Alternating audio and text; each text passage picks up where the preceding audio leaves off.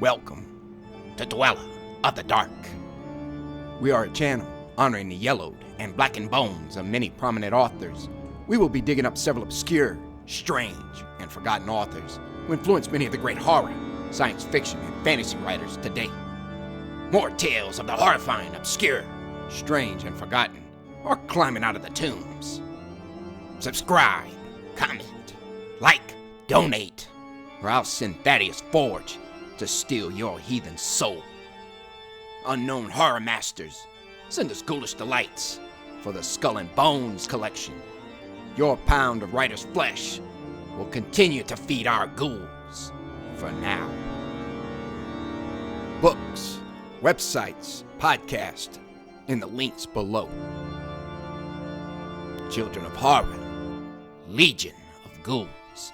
Tonight, a roaring fire blazes out in the desolate swamps of Canaan.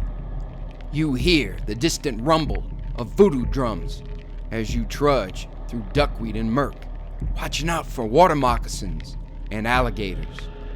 Finally, it's revealed who kicked off the devilish ruckus between the shadows of swaying moss and ghostly gray cypress.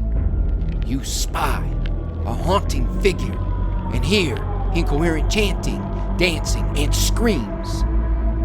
As the Conjure Man rises up to curse you, we present the best voodoo horror story ever written by Robert E. Howard. Black Canaan. Enjoy. Black Canaan by Robert E. Howard. First published June 1936. A tale of the southern swamps and voodoo brought from blackest Africa. A spine-freezing, blood-chilling story of a beautiful quadroon girl who wielded bitter magic. Weird Tales.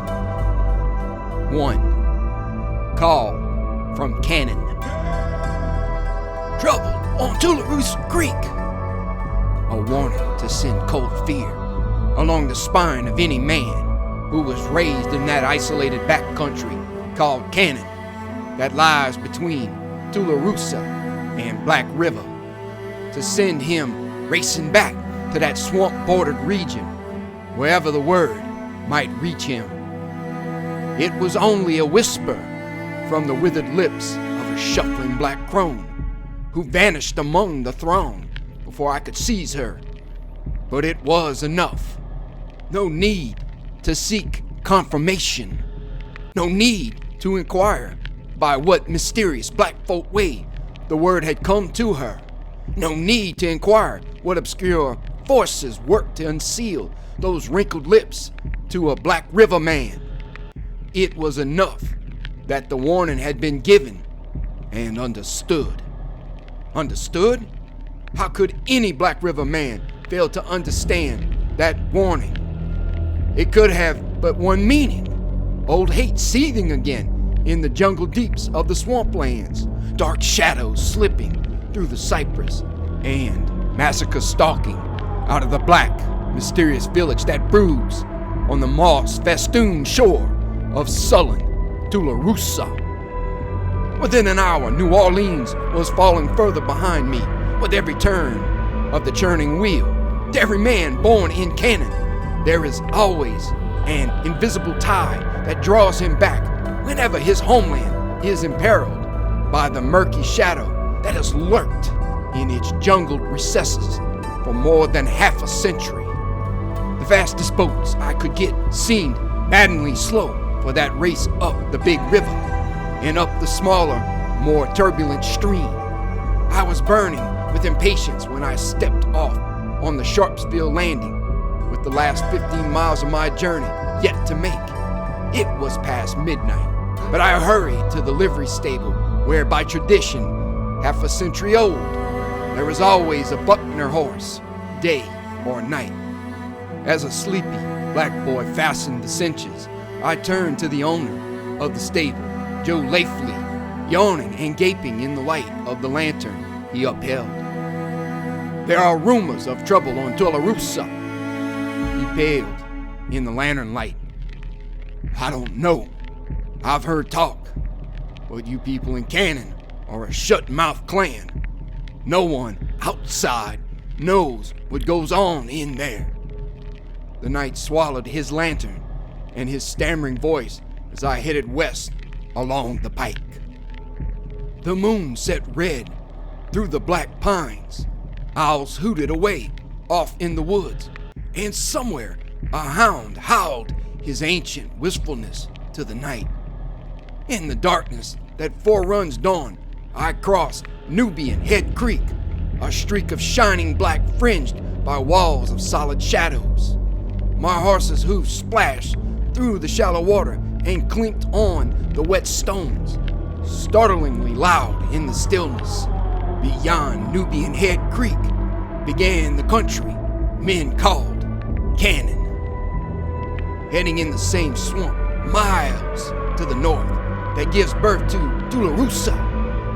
Nubian Head flows due south to join Black River a few miles west of Sharpsville, while the Tularosa runs westward to meet the same river at a higher point. The trend of Black River is from northwest to southeast, so these three streams form the great irregular triangle known as Canaan. In Canaan lived the sons and daughters of the white frontiersmen who first settled the country, and the sons and daughters of their slaves. Joe Layfley was right. We were an isolated, shut-mouthed breed, self-sufficient, jealous of our seclusion and independence. Beyond Nubian Head, the woods thickened, the road narrow, winding through unfenced pinelands, broken by live oaks and cypresses. There was no sound except the soft clop of hoofs in the thin dust, the creak of the saddle. Then someone laughed throatily in the shadows. I drew up and peered into the trees. The moon had set and dawn was not yet come, but a faint glow quivered among the trees, and by it I made out a dim figure under the moss-hung branches. My hand instinctively sought the butt of one of the dueling pistols I wore, and the action brought another low, musical laugh, mocking, yet seductive. I glimpsed a brown face, a pair of scintillant eyes, white teeth displayed in an insolent smile. "Who the devil are you?" I demanded. "Why do you ride so late, Kirby Buckner?" Ha ha ha! Taunting laughter bubbled in the voice. The accent was foreign and unfamiliar. A faintly Nubian twang was there, but it was rich and sensuous as the rounded body of its owner. In the lustrous pile of dusky hair, a great white blossom glimmered palely in the darkness. "What are you doing here?" I demanded. "You're a long way from any darky cabin, and you're a stranger to me." "I came to Canaan since you went away," she answered. "My cabin is on the Tularosa, but now I've lost my way, and my poor brother has hurt his leg and cannot walk."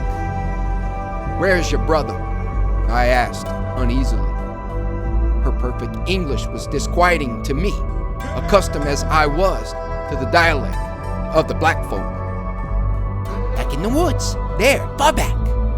She indicated the black depths with a swaying motion of her supple body rather than a gesture of her hand, smiling audaciously as she did so. I knew there was no injured brother, and she knew I knew it and laughed at me. But a strange turmoil of conflicting emotions stirred in me. I had never before paid any attention to a black or brown woman, but this quadroon girl was different from any I had ever seen. Her features were regular as a white woman's, and her speech was not that of a common wench. Yet she was barbaric in the open lure of her smile, in the gleam of her eyes, in the shameless posturing of her voluptuous body. Every gesture, every motion she made set her apart from the ordinary run of women. Her beauty was untamed and lawless, meant to madden rather than to soothe, to make a blind man and dizzy, to rouse in him all the unreined passions that are his heritage from his ape ancestors. I hardly remember dismounting and tying my horse. My blood pounded suffocatingly through the veins in my temples as I scowled down at her, suspicious yet fascinated. "How do you know my name? Who are you?" With a provocative laugh, she seized my hand and drew me deeper into the shadows. Fascinated by the lights gleaming in her dark eyes, I was hardly aware of her action. "Who does not know Kirby Buckner?" She laughed. "All the people of Canaan speak of you, white or black. Come, my poor brother longs to look upon you." And she laughed with malicious triumph. It was this brazen effrontery that brought me to my senses. Its cynical mockery broke the almost hypnotic spell in which I had fallen. I stopped short, throwing her hand aside, snarling, "What devil's game are you up to, wench?" Instantly, the smiling siren was changed to a blood-mad jungle cat. Her eyes flamed murderously. Her red lips writhed in a snarl as she leaped back, crying out shrilly. A rush of bare feet answered her call. The first faint light of dawn struck through the branches, revealing my assailants, 3 gaunt black giants. I saw the gleaming whites of their eyes, their bare glistening teeth, the sheen of naked steel in their hands. My first bullet crashed through the head of the tallest man, knocking him dead in full stride. My second pistol snapped. The cap had somehow slipped from the nipple. I dashed it into a black face, and as the man fell, half stunned, I whipped out my Bowie knife and closed with the other. I parried his stab, and my counterstroke ripped across his belly muscles.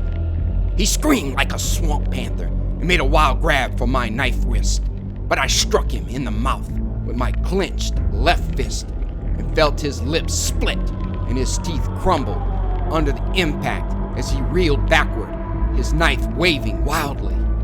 Before he could regain his balance, I was after him, thrusting, and got home under his ribs. He groaned and slipped to the ground in a puddle of his own blood. I wheeled about, looking for the other. He was just rising, blood streaming down his face and neck. As I started for him, he sounded a panicky yell and plunged into the underbrush. The crashing of his blind flight came back to me, muffled with distance. The girl was gone. Thank you for listening. Have a great night.